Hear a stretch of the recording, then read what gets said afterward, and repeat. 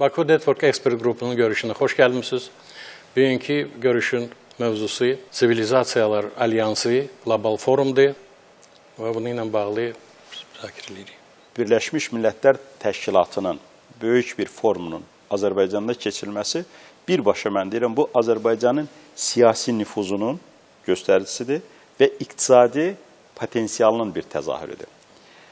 Çünki hələ 155 dövlətin səs verməsi ilə Azərbaycan Birləşmiş Millətlər Təşkilatının Təhlükəsizlik Şurasının qeyri-daimi üzvü seçildi.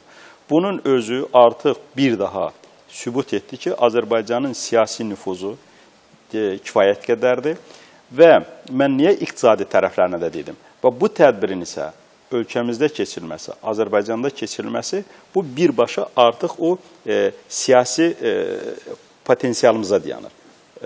Bugün forumun keçirdiyi o möhtəşəm zal, mən belə çox səmimi deyirəm, o qədər möhtəşəmdir.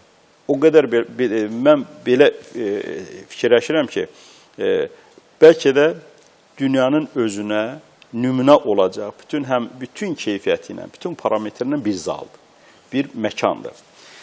Və əlbəttə bunların hər biri şərtdir. O birisi tərəfdən bu forumun indiki halda, məhz indiki halda Azərbaycanda keçirilməsi, ölkəmizdə keçirilməsi bir Azərbaycan üçün belə deyək ki, çox böyük bir əlavə bir siyasi dividend əldə etmiş oldu.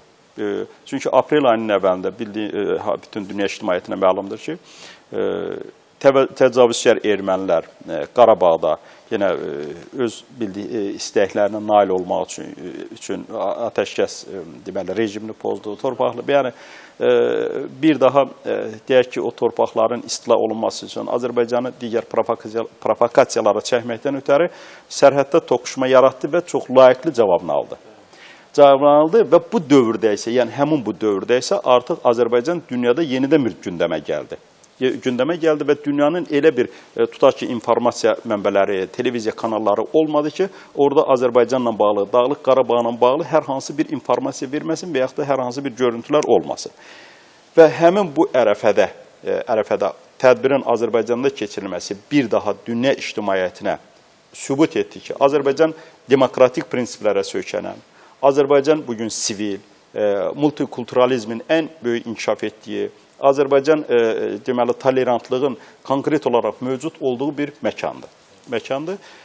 Bu isə özünü bu görüşdə daha bariz göstərdi. Eyni zamanda görüşdə dünyanın əksəriyyət ölkələrindən çox nüfuzlu şəxslər iştirak edir. Həm öz ölkələrində siyasi çəkisi olan, diplomatik tutaq ki, keyfiyyətləri olan, idarəçilikdə iştirak edən insanlar ora gəlib. Yəni, belə götürək ki, bütün sferanı əhatə edən iştirak edən kontingentlərlə yanaşı, eyni zamanda bugün dünyanın siyasi proseslərinə təsir imkanı olan insanlar və fikir formalaşdıran bugün orada şəxslər də iştirak etməsi bir daha deyək ki, o forumun qiymətini daha da artırır. Eyni zamanda bu bizə nə vəd edir? Bir daha dediyim kimi, ölkəmizin, Azərbaycanın demokratik prinsiplərə söykənərək dünya demokratiyasına, dünya arenasına tövhələrinin verəcəyini bir daha özləri görür. O birisi tərəfdən Azərbaycan həqiqətlərinin dünyaya çatdırılması üçün ən gözəl bir vasitələrdən biridir. Ən böyük, ən gözəl vasitələrdən biridir.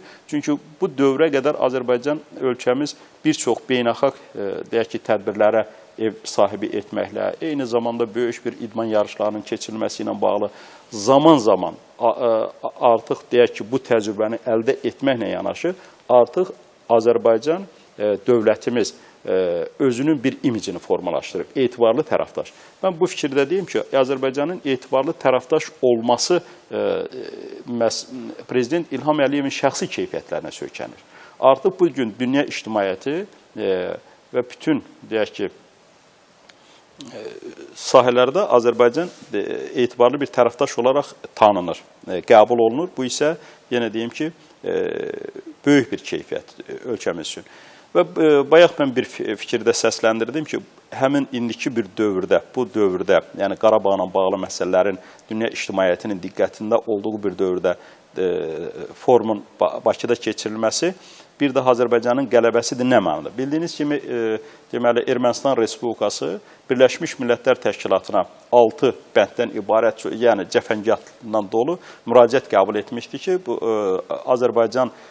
Azərbaycanda belə bir görüşün keçirilməsi, yəni belə deyək ki, heç bir güya ki, onların əngəlləmək istəyirlər və bu sözsüz, bunu da əngəllənə bilmədi. İndi söhbətimizin sonraki mərhələsində də biz yəqin ki, söhbət açacağıq. Bu, gələcəkdə ölkəmizə iqtisadi dividendlərlə, siyasi dividendlərlə yanaşı çox böyük iqtisadi səmərə də verəcək. Amma cənab prezident öz açılış çıxışında Ermənistana bir sülh, barış mesajı göndərdi. O, yenə də indiki Ermənistan iqtidarını, indiki Ermənistan rəhbərliyini yenə də barışı çağırdı. Yəni, bu da bir mesajdır və çox maraqlı bir zamanda təsadüf etdi. Çünki eyni zamanda ermənilər bizim kəndlərə top ateşini tutublar. Bu elə bir dövrdə təsadüf elədi ki, məhz Dağlıq Qarabağ münaqişəsi artıq bir pik nöqtəsinə çatmış bir vəziyyətdə idi. Eyni zamanda Azərbaycan artıq təcavüzkarı danışıqlar masasına əyləşdiriləcək bir məqama gətirib çıxardıq və biz onlara, siz qeyd etdiyiniz kimi, hətta cənab prezident də bir barış mesajından müraciət elədi.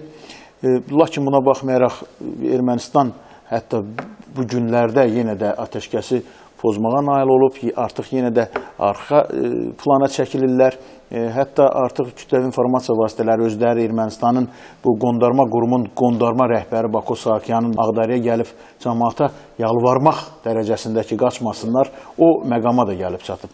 Yəni, forumun əsas məsələlərdən biri, bəli, antiterror, terrora qarşı mübarizə və bu terrorun bir sıra istiqamətləri, istər dini, istər etnik, istər siyasi, istər və digər baxımdan olan terrora qarşı mübarizə. Bundan sonra gənclər siyasəti, eyni zamanda dini və etnik münasibətlərin məhz Azərbaycan rakursunda dünyaya göstərilməsi, inklüziv cəmiyyətdə yaşayışın mümkünlüyünü və digər məsələləri bugün ortaya qoydu.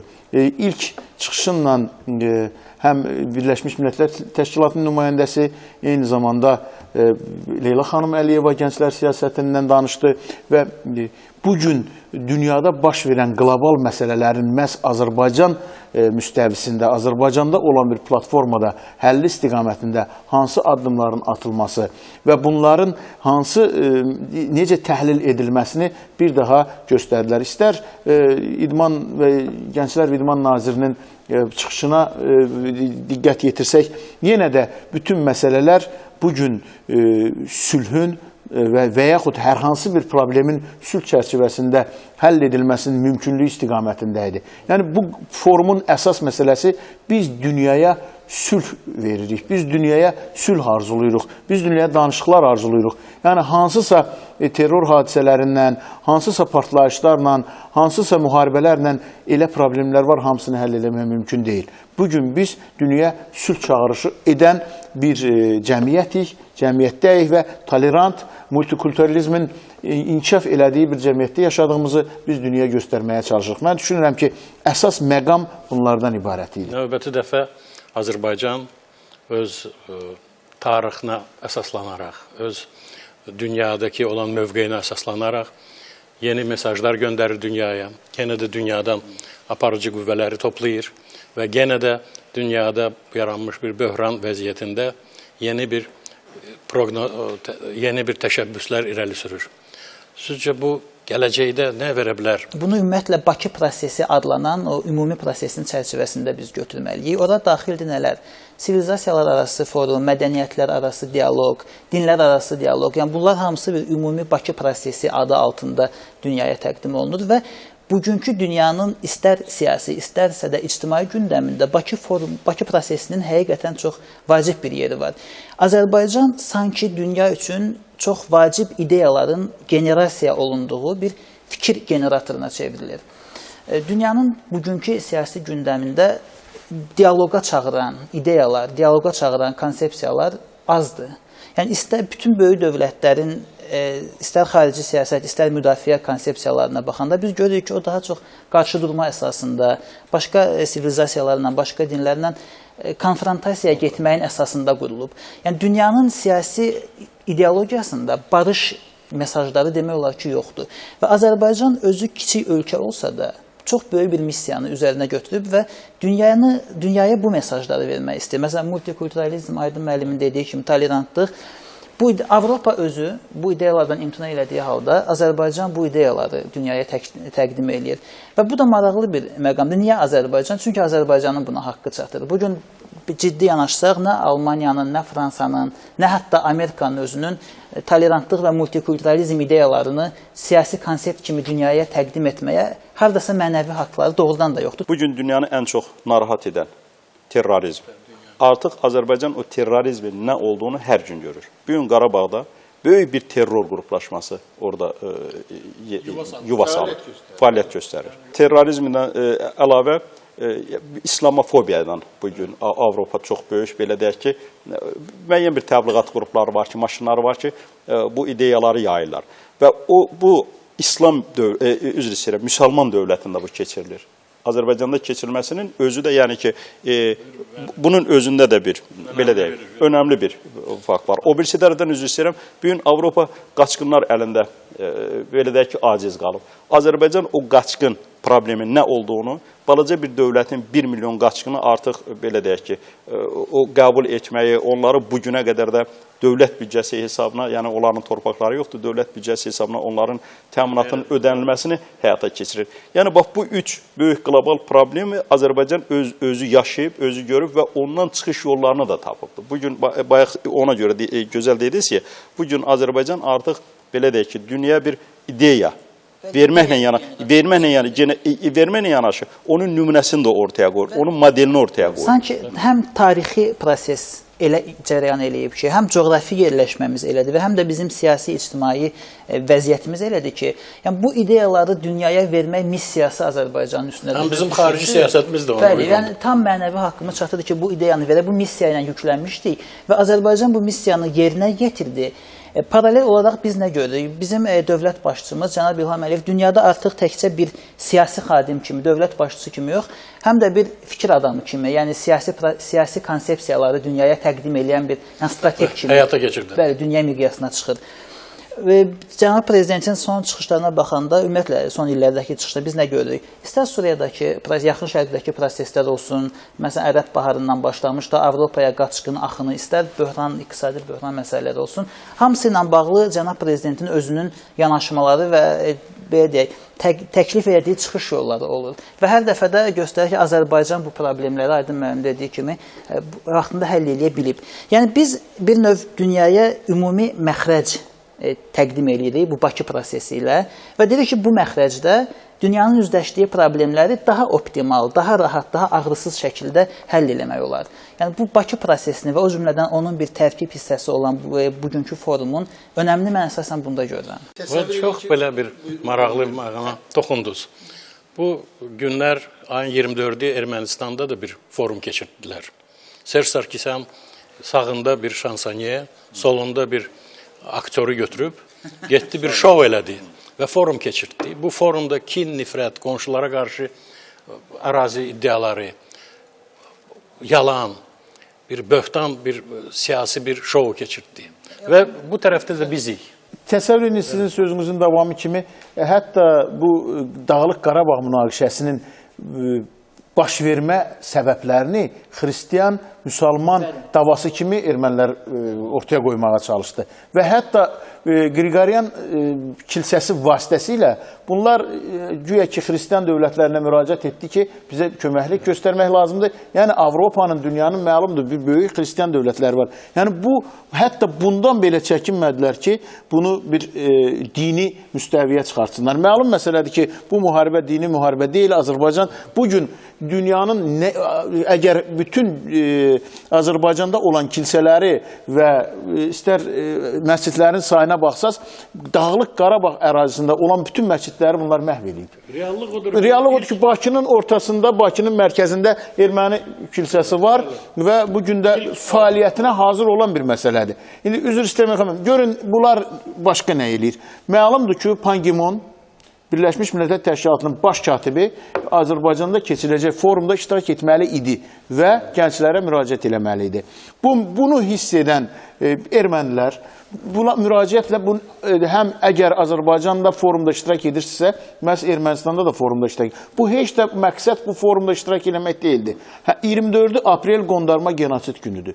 Bunların çalışdığı oydu ki, həmin o metodla Pan Ki-moonu dəvət eləsinlər və uydurma bir forma çağırsınlar və o Pan Ki-moon həmin o genosid deyilən o qondarma soyqırım abidəsinə bir əklil qoysun və bununla da dünyaya yaysınlar ki, hətta Birləşmiş Millətlər Təşkilatı səviyyəsində bu qəbul olunur. Məhz indi Pan Ki-moon da böyük siyasətçidir. Eyni zamanda iyun ayında bu il onun artıq dəyişilmə vaxtıdır. Heç vaxt bu addıma getməz. Buna baxmayaraq Azərbaycanda keçilən foruma öz məktubunu göndərdi, təbrikini göndərdi, müraciətini göndərdi və bir daha dünyaya bəyan etdi ki, Birləşmiş Millətlər Təşkilatı və onun təmsil olunduğu 200-ə yaxın dövlət öz vacib məsələləri ilə məşğuldur. Tək sizin insanlara xislət gətirən, pislik gətirən və yaxud davaya sürükləyən, yalan üzərində qurulmuş bir forma ehtiyac yoxdur. Mən bir icazənizlə maraqlı bir müqayisə əlavə eləmək istərdim bura.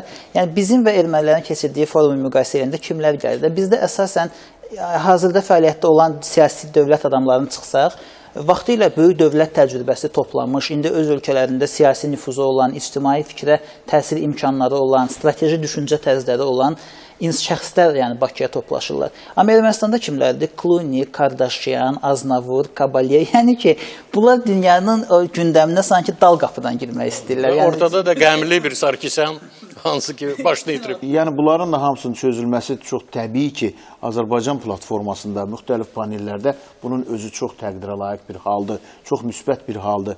Yəni bugün əgər gənclər siyasətinə qayıtsaq, bir neçə suallar dünyada çox insanları narahat edir. Niyə məhz terror seçilir? Niyə hər hansı bir məsələyə dərindən varanda görürsünüz ki, bu terrorun səbəbi nədən ibarətdir? Ən çox da bu terror hadisələrində iştirak edən gənclərdən istifadə edirlər.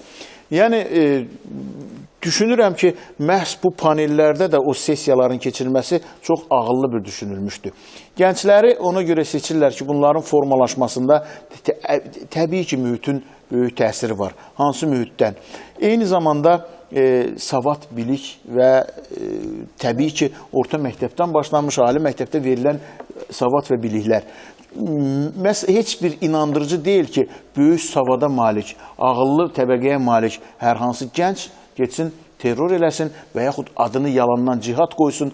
Mən öz aləmimdə fikirləşirəm ki, əgər sən hər hansı bir dinə qulluq eləyərək cihad eləmək və yaxud özünü şəhid eləmək istəyirsə, bu heç də demək deyil ki, sən günahsız uşaq bağçasında olan uşaqların içində gedib özünü partlatmalısan. Sən hər hansı bir dinə inancın varsa, heç kim yaşamayan bir adıya çıxıb özünü partlatsan, bu daha möhtəşəm olar. Hansı ki, sən o günahsızların günahını öz boynuna götürsən. Yəni, bunların hamısını məhz gənclərə çatdırmaq, gənclər siyasətini yeritmək, eyni zamanda bu savadın, ağlın, qabiliyyətin daha da inkişaf etdirilməsi üçün məhz bu platformada, müxtəlif platformalarda, müxtəlif panellərdə bunun çözülməsi və bunun məhz Bakı forumunda edilməsi, bu özü çox müsbət bir haldır. Düşünürəm ki, bütün dünya da bunu qəbul edir. Və bir məqamda var, icazənizlə, yəni biz bugün gənc liderləri Bakıya toplayırıq, onlar təbii ki, bizi tanıyırlar. Sabah onlar artıq gənc lider olmayacaqlar, yetişmiş və öz ölkələrindəki prosesdə siyasətçilər olacaqlar. Və beləliklə də dünyanın Azərbaycanı tanıma nisbəti getdikcə daha çox həqiqətə doğru dəyişir. Biz götürmüşük özümüzə bir körpü rolunu. Bu körpüdə bizim dünya ilə əlaqələrimiz güclənir. Eyni zamanda buna bizim böyük əsaslarımız var. Misallar götürüldü ki, biz doğrudan da atəşpərəstlik dövründən bir qədim ənənələrə malik olan xalqıq. İlk Xristian Alban kilsəsi bizdə Kişdə tikilmişdi. İlk Xristianlığın yayılması da Qafqazdan, Azərbaycandan başlamışdı. Ən qədim məscidlərdən birisi Şamaxıda və bizim dövlət tərəfindən sinagoglar təmir olunur. Yəni bu dini tolerantlıqdır. Milli tolerantlıq bizdə hər millət rahat yaşaya bilir Bakıda. Və bunun əlbəttə ki, arxasında bizim başqa maraqlar da var. Siyasi sahədən, humanitar sahədən başqa iqtisadi maraqlar. Çünki Azərbaycan doğrudan da İpək yolunun üzərindədir və burada iqtisadi məsələlərdə toxunuldu. Azərbaycan iqtisadi strategiyasından, Prezident İlham Əliyevin iqtisadi strategiyası deyək ki, Azərbaycan çərçivəsindən çıxır. Artıq deməli TANAP-TAP layihəsi, yəni oranın özündə də bu məsələlərin, yəni ki, bu TANAP-TAP layihəsi burada təkcə belə deyil, iqtisadi maraqlarla yanaşı, iqtisadi bir deyək ki, gəlirlərin əldə olunmasına yanaşı, bu xalqların birləşməsi deməkdir. Hələ həmən körpüdür. Bəli, iqtisadi körpüdür. Nahaqdan da demirlər ki, deməli TANAP və TAP layihəsi Avropanın iqtisadi xəritəsini dəyişməklə yanaşı, bu hər yerdə belədir. Yəni ki, əgər hər hansı bir dövlətlə digər dövlətin iqtisadi əlaqələri genişlənirsə, orada mədəni əlaqələr mütləq özünü göstərməlidir. O xalqlar arasında, o insan, yəni artıq burada ümumi sözdən çox insanlar bir-birindən belə deyək ki, ünsiyyətə girir. Tutaq ki, hər hansı bir şirkət, Azərbaycanın şirkəti Avropa şirkətlərlə əlaqə girir. Və orada təkcə tutaq ki, bir şirkət yox, görün, neçə dənə şirkətlər iştirak edir, ayrı-ayrı dövlətlərin şirkətləri iştirak edir. O şirkətlərin də hər birinin, deməli, orada insan amili var, orada insan faktoru var.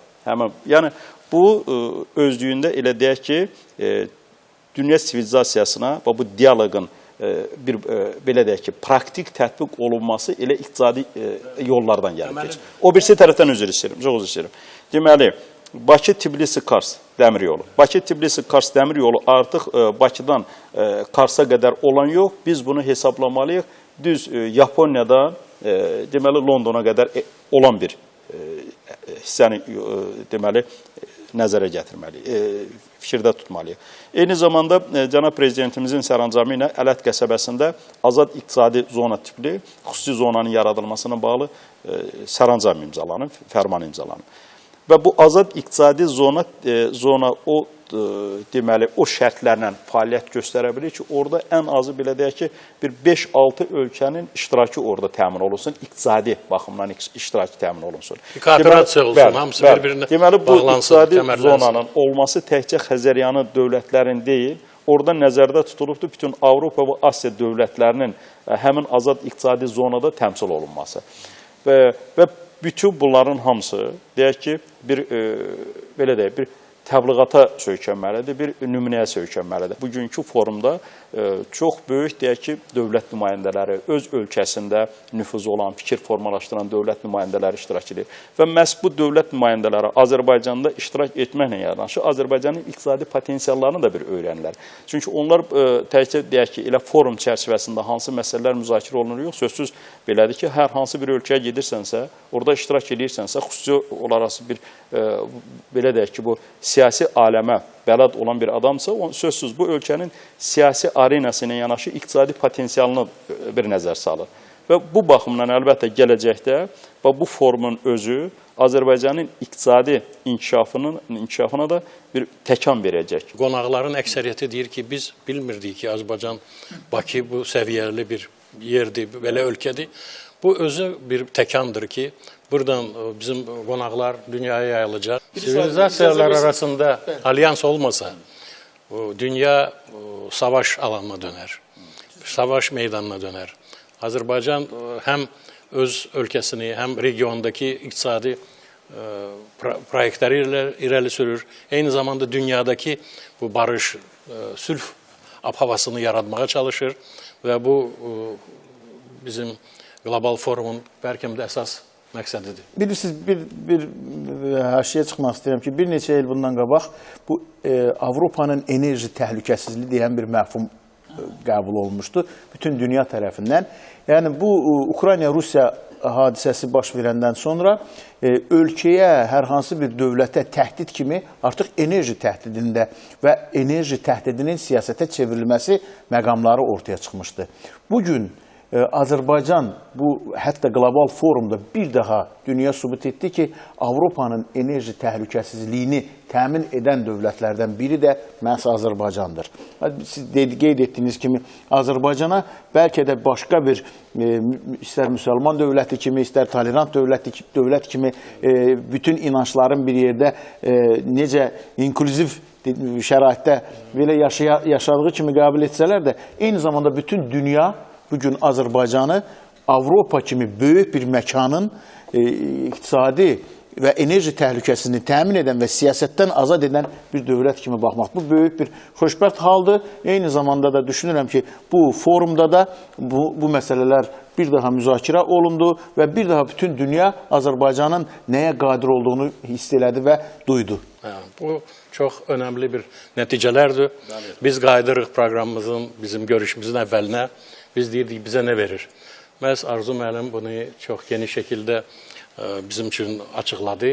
Bugünkü görüşdə iştirak etdiyimizə görə çox sağ olun.